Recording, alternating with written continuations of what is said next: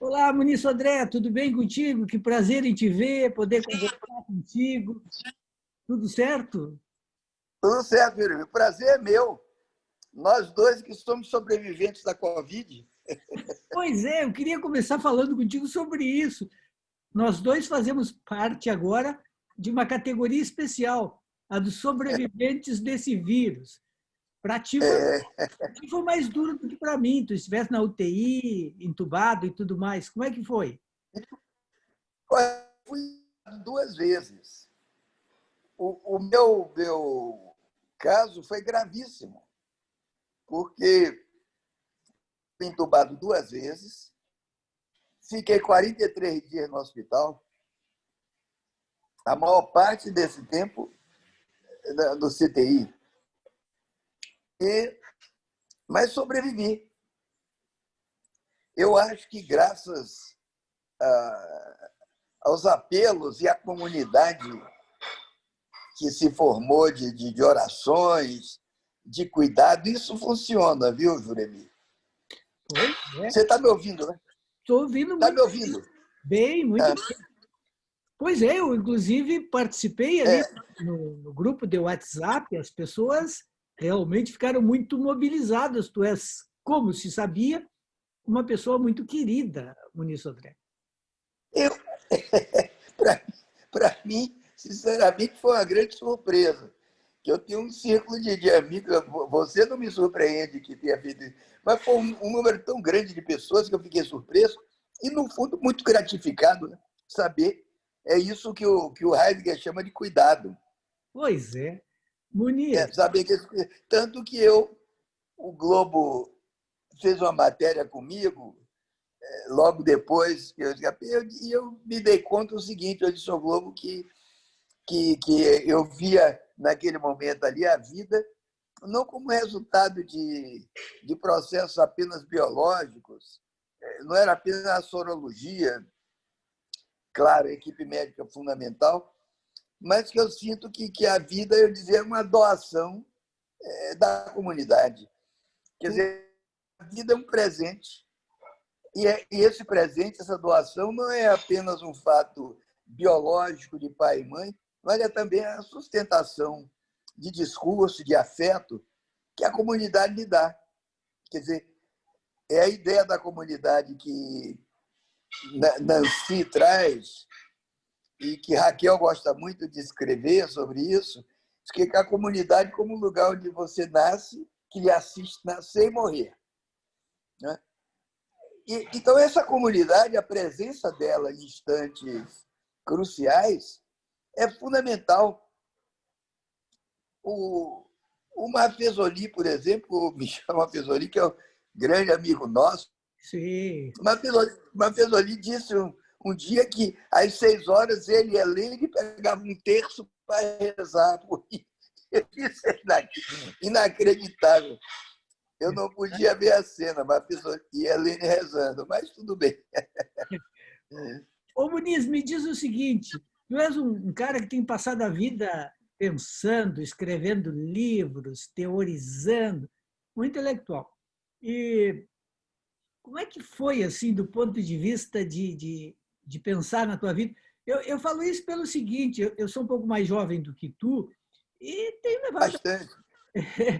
eu tenho levado a minha vida assim, fazendo coisas, jornalismo, lecionando, escrevendo livros, rádio. Mas me deu um tranco, Muniz. Eu comecei a pensar assim. E olha que eu não fui entubado, não estive em CTI, nada. Mas ainda assim me deu um tranco do tipo: o que eu estou fazendo da minha vida? Será que eu estou vivendo da maneira adequada? Será que eu não deveria viver de outra maneira? Será que eu não estou muito longe da minha família, dos meus amigos? Te deu alguma coisa assim parecida? Ou isso foi, digamos assim, um clichê da minha parte? Isso é uma experiência muito pessoal.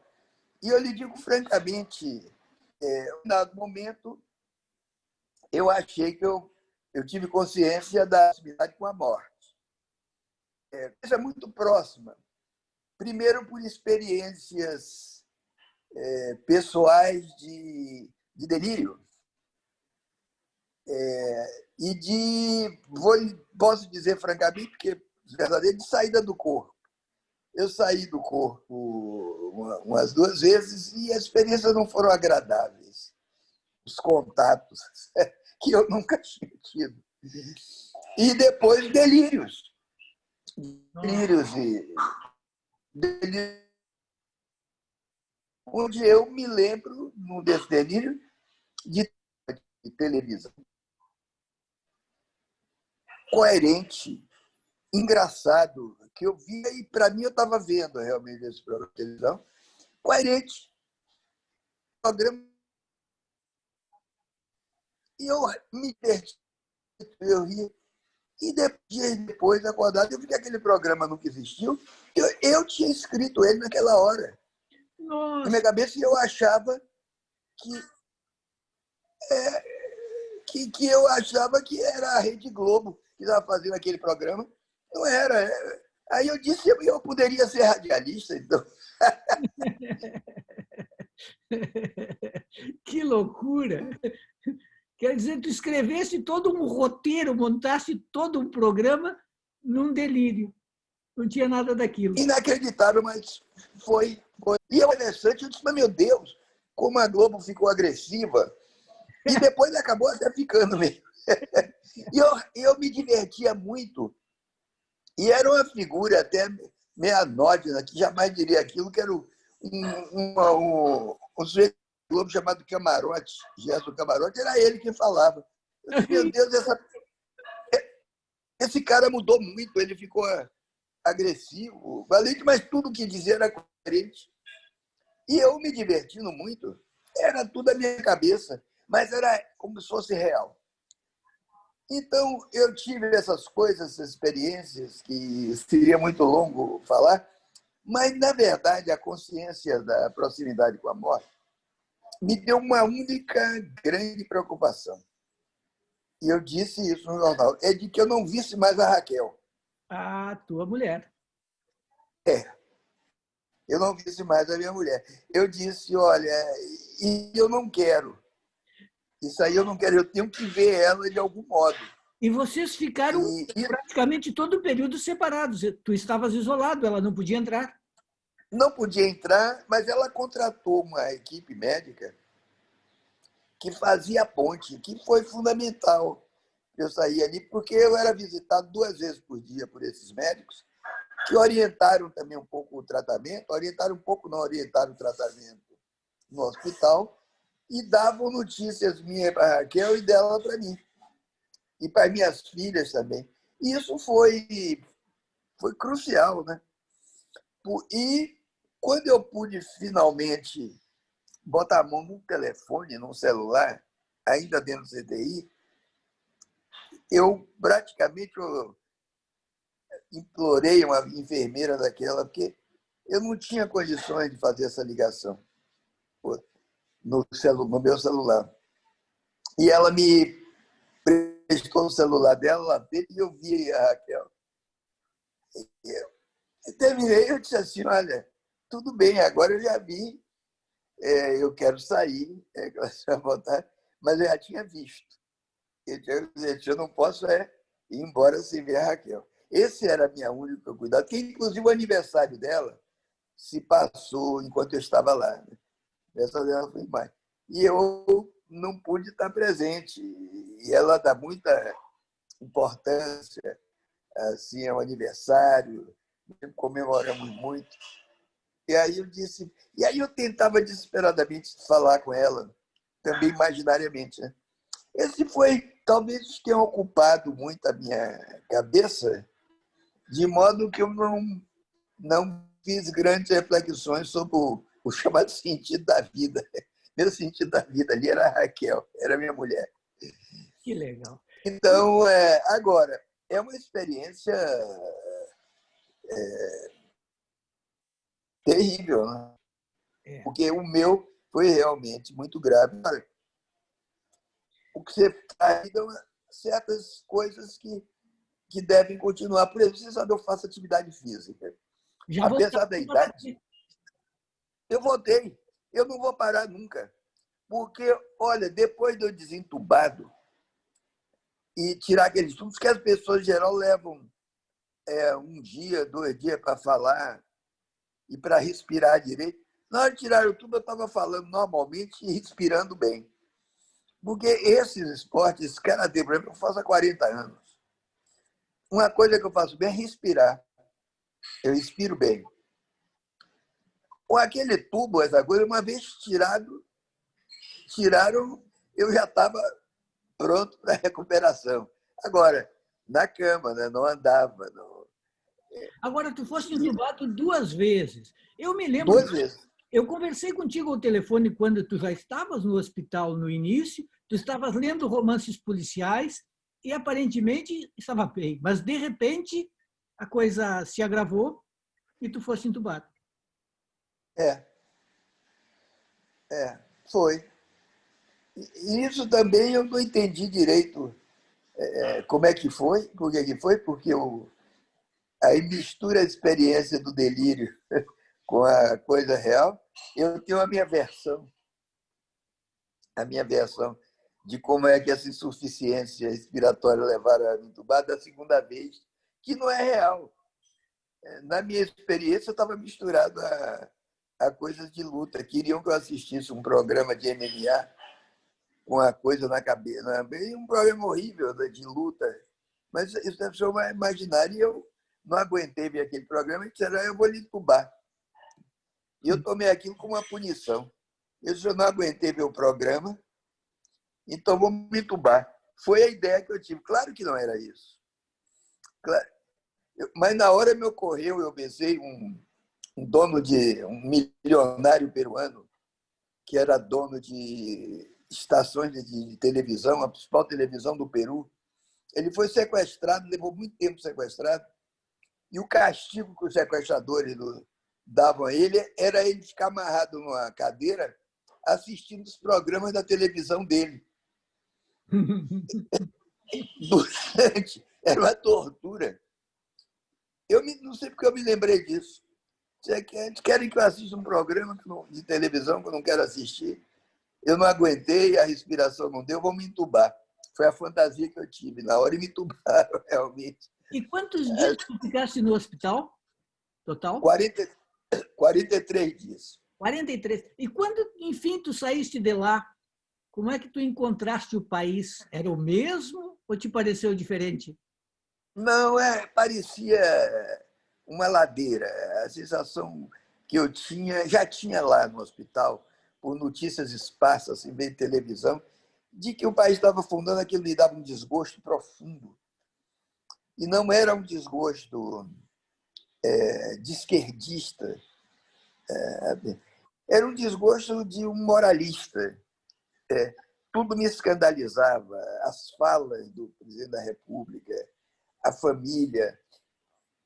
Eu, tomado num desgosto profundo, eu disse não é possível que nós estamos mergulhados nisso de novo. E por que era um desgosto moralista? Porque, de repente, eu que não sou um moralista, comecei a ficar, digamos, enojado de cada fala, de cada discurso. E a única pergunta que eu fazia a mim mesmo foi: eu passei a minha vida estudando, lendo, dando aulas, escrevendo em jornal, escrevendo livro, e me parece que, para quem é que eu escrevia? Isso tudo pode ter sido tudo inútil. Porque se o país virou isso, que contribuição foi que eu dei, que meus colegas deram? E aí me lembrei da questão dos educadores alemães. A Alemanha teve educadores públicos, né? Educadores, Goethe foi um educador público da Alemanha, Schopenhauer foi um educador público. Foram educadores coletivos. E eu acho que aqui no Brasil nós tivemos, nos últimos 50 anos, como educação pública, a televisão. A televisão foi o educador brasileiro. E a televisão, como útil que o noticiário seja, e eu acho que o jornalismo tem sido fundamental. para fazer média com o jornalismo. O jornalismo, para mim, está sendo mais fundamental do que nunca. Mas eu acho que a televisão educa por rebaixamento, que é uma figura da retórica, o batos. É o batos. Você rebaixa o complexo para poder comunicar. Foi isso que eu disse uma vez ao Paulo Coelho, quando eu fui candidato à academia, que ele não gostou. Ele disse: "Vocês dizem que minha literatura é rebaixamento". Isso é verdade. É verdade. É um rebaixamento retórico da complexidade que é a religião, que é o misticismo. Você faz o judaísmo, você dá as mãos com o arabismo, com o sofismo, com o católico, que não tem não é isso de dar as mãos. O que pode haver é um respeito de um outro. Esse dar as mãos é um rebaixamento. Você corta a complexidade, bota ali, isso entrou no momento certo e ficou esse fenômeno que é o Paulo Coelho. No momento certo. Não é? Mas a televisão é um rebaixamento de discurso, de valores. E talvez a única explicação que eu tenho, eu acho que o brasileiro foi educado a isso e entrou a rede, que é uma continuidade. É um outro tipo de televisão, a rede eletrônica, com as redes sociais, que também tem uma utilidade. Essa utilidade é um megafone poderoso, a internet, mas do ponto de vista do sentido, do ponto de vista cultural, é um rebaixamento notável, movido a ódio, movido a ressentimento, porque nós somos governados hoje pelo ressentimento. Sim. E foi isso que me ocorreu. Eu disse: o ressentimento nos governa. Então, o rebaixamento é a norma. O rebaixamento é a nossa retórica. Eu saí triste. Muniz, e tu tens olhado, tu tens assim ânimo, coragem para olhar os telejornais, por exemplo, o Jornal Nacional? Como é que tu vês a cobertura dessa pandemia, desse vírus que nos atingiu? Não, eu não tenho realmente visto telejornais. Eu tenho em casa, que minhas filhas...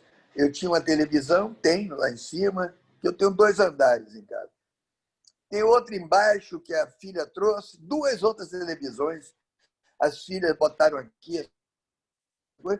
Eu vendo filmes. Eu tenho um aparelho, um negócio aí, que capta filmes, 40 mil filmes, Netflix. Na hora que... Deu uma cortada agora. Perdemos. E filmes, eu leio. E escrevo espaçamento. Tanto, Jeremy, que a Vozes aprovou há um mês atrás um novo livro meu, que eu preparei, na verdade, estava preparando antes, mas botei em condições para a Vozes depois que saí do... Um novo livro que tu vais publicar pela editora Vozes e que tu terminaste de redigir depois de sair A do... Sociedade Incivil. A Sociedade Incivil. Hein? A Sociedade Incivil. Incivil. É algoritmos, iliberalismo e finanças.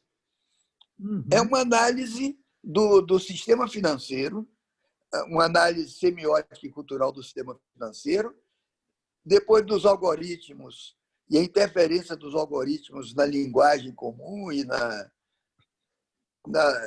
no nosso discurso. E tem 2 ensaios sobre o ódio e outro sobre os robôs. A Voz gostou. Isso eu já tinha feito em cursos, essa coisa. Depois que eu saí, em poucos dias eu botei isso em ordem, isso estava espalhado. Fiz um prólogo mostrando a articulação teórica disso. Deve sair esse livro dentro de uns 4 meses, aí no final do ano, talvez em novembro, com o título. Esse título, na verdade, é meu e da Raquel. Essa é a ideia de uma incivilidade, um incivilismo que põe de cabeça para baixo a sociedade civil de Gramsciano.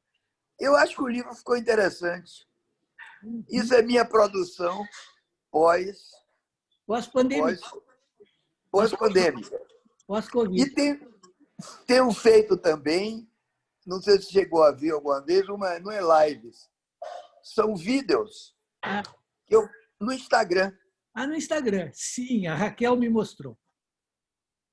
Coisas curtas, temáticas. Eu pego um tema em 4 minutos e aí, para surpresa minha, tem uma audiência de quase 4.000 pessoas que acompanham. 3.900 pessoas. É, Muniz, e é mais. tu que és um pensador da comunicação, da política, do cotidiano, como é que tu estás vendo este momento do governo Bolsonaro?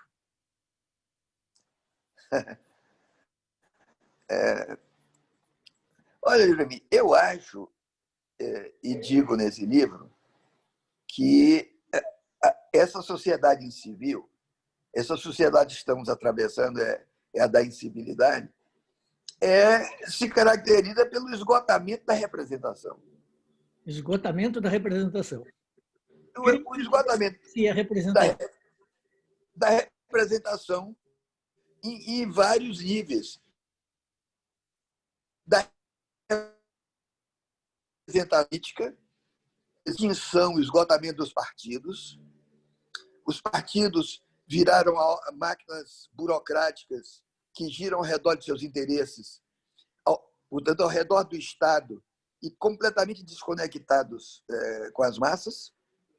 Segundo, um momento dessa representação também de palavras. Eu acho que aí tem a ver diretamente com a rede. As palavras deixaram efetivamente de ter significados fortes. Nós estamos mais na ressonância das palavras, no eco das palavras, do que efetivamente no sentido. Quer dizer, a representação se esvai. Você pode dizer qualquer coisa e aquilo ser verdadeiro dependente do instante que você conta, de quem diz, da força que você tem.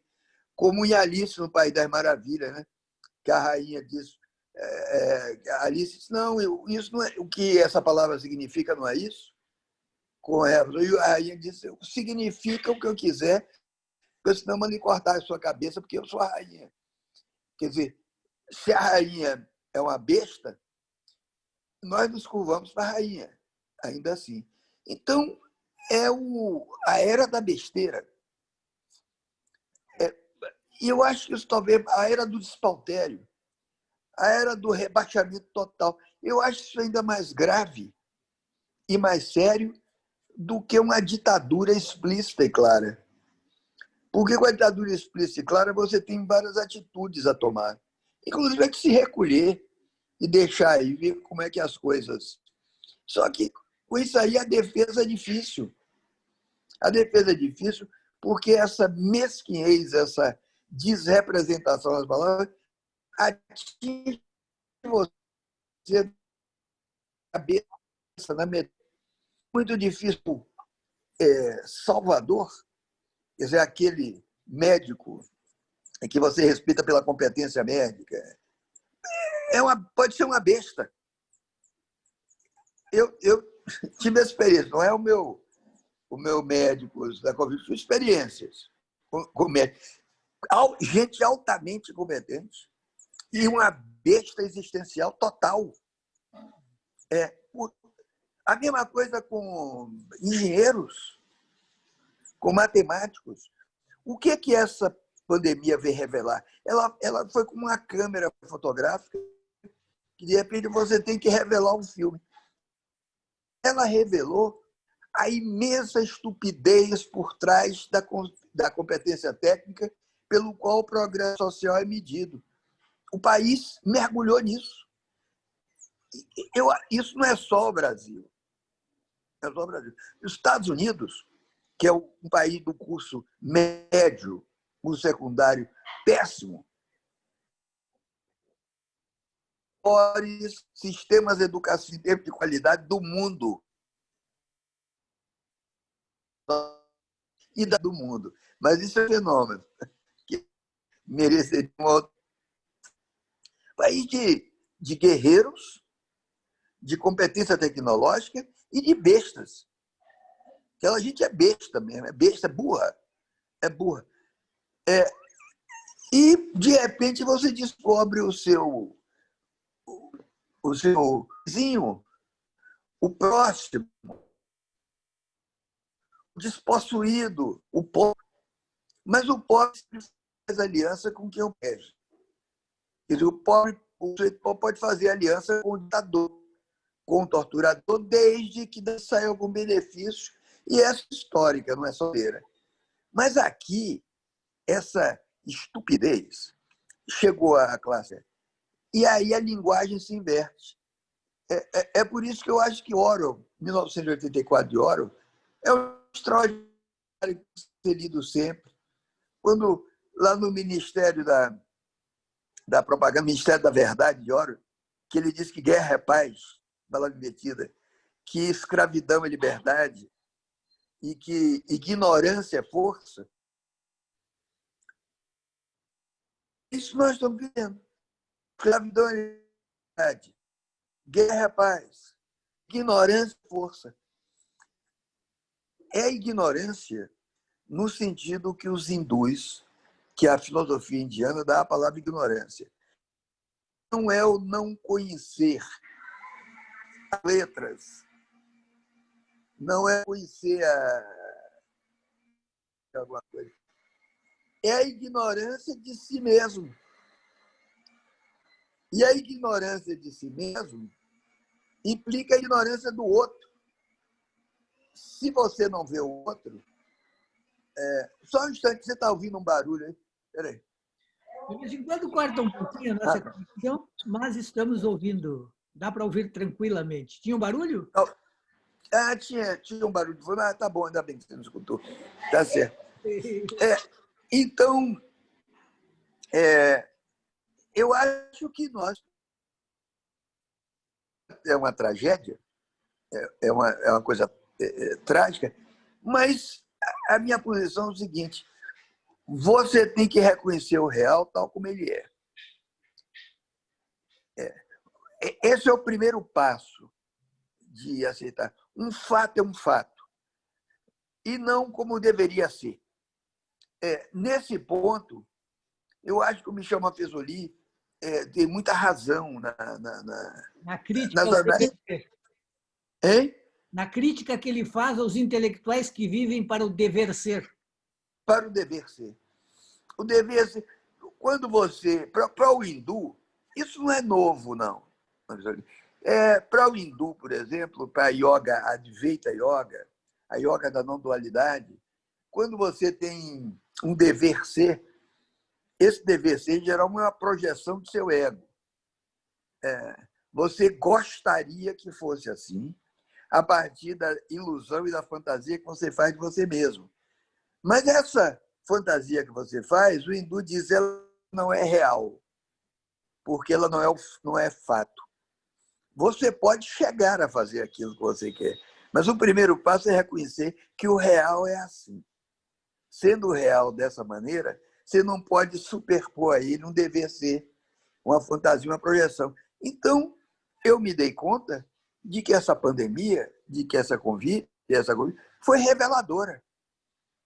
Tem sido reveladora de comportamentos, de atitudes. Aqui no Rio de Janeiro, por exemplo, de repente se revelou como o estado mais burro e mais ignorante onde eu já estive nesse país. Sim. As pessoas simplesmente negam o real. Se aglomeram nas praias, é uma forma de negacionismo. Não acreditam que possam ser contaminadas. Mas a atitude é a velha do carioca. Você vai a um enterro, e aí disseram, olha, estão assaltando ao meio pessoas entre os túmulos. Aí eu digo para a senhora, olha, vamos sair em grupo aqui, porque aqui no Rio de Janeiro se assalta em qualquer lugar, inclusive nos cemitérios.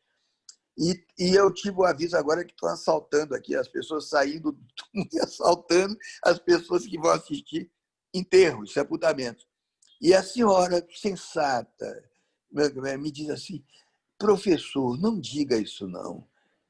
Não diga o quê? Não diga isso, estão assaltando. É ruim para o Rio de Janeiro. É ruim. Não diga o quê? É feio. Diga que estão assaltando. Por quê? Porque é ruim para o Rio de Janeiro, para a Ah, imagem do Rio. agora entendi, tinha dado um corte. Né?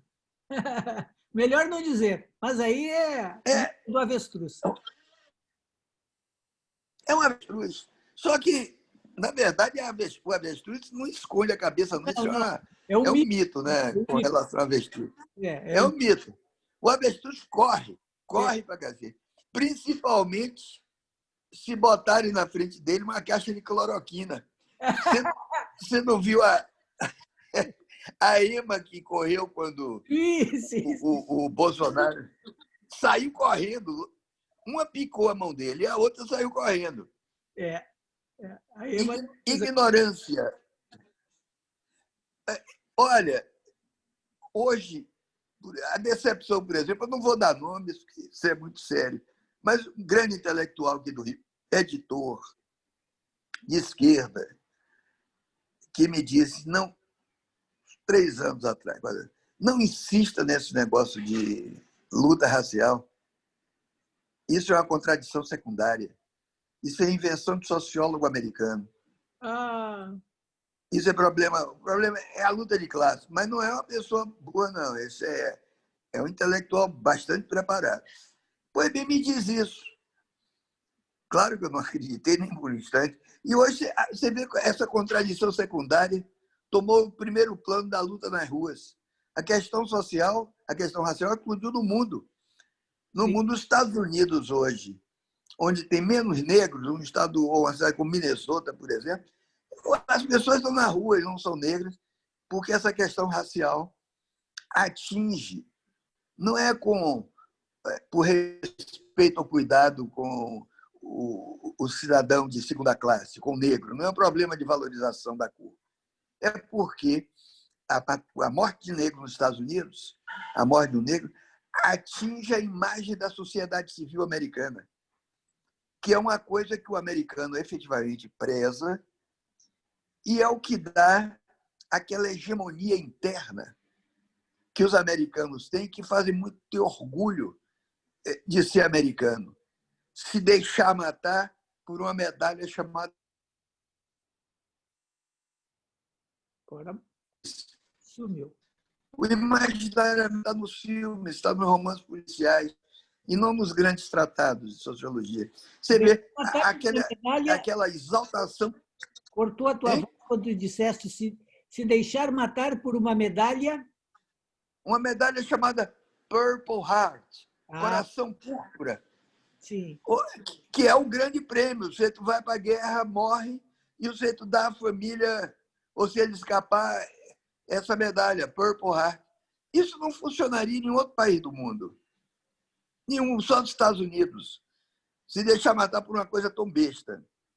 Sim. Mas a hegemonia interna americana dá um sentimento de cidadania tão forte, mesmo para o estrangeiro que se torna americano, que é a força da sociedade civil.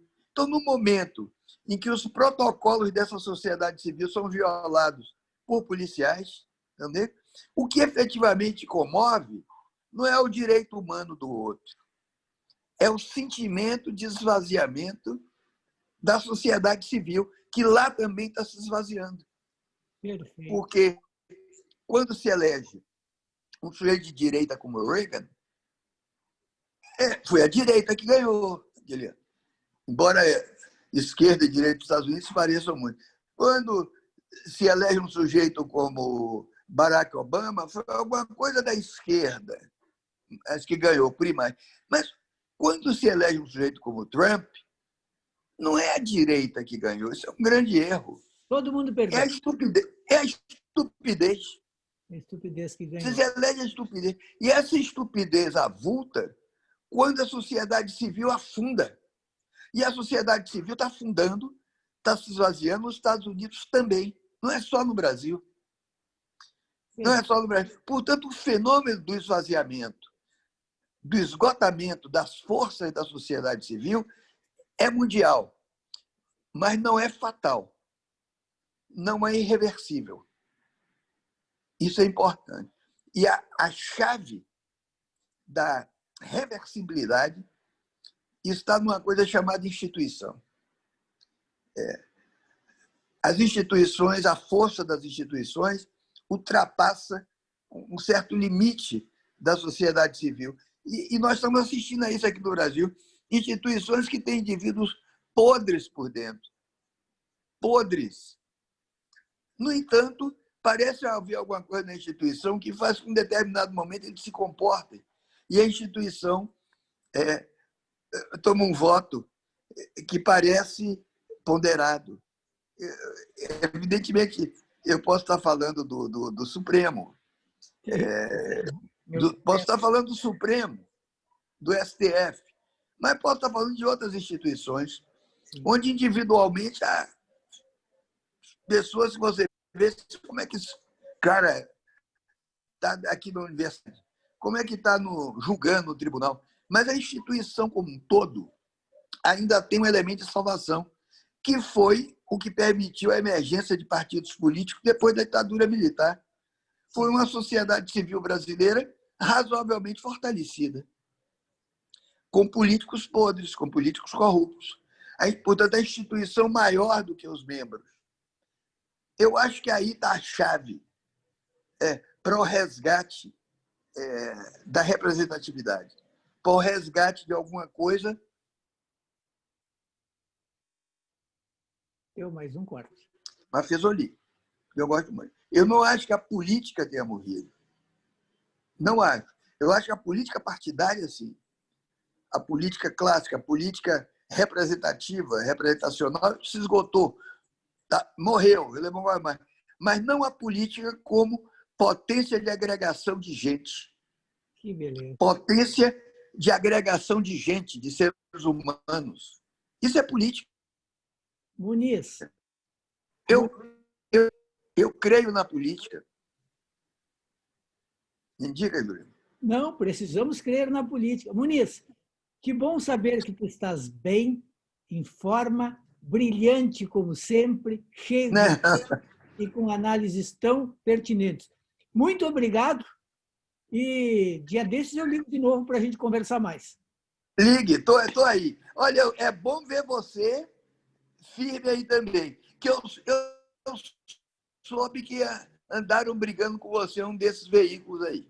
Eu soube. Vida de jornalista é assim. De vez em quando tem algum tranco, mas vida que se mude. Estamos na luta. Um grande abraço para você aí. Abraço, Muniz. Valeu. Tchau, tchau.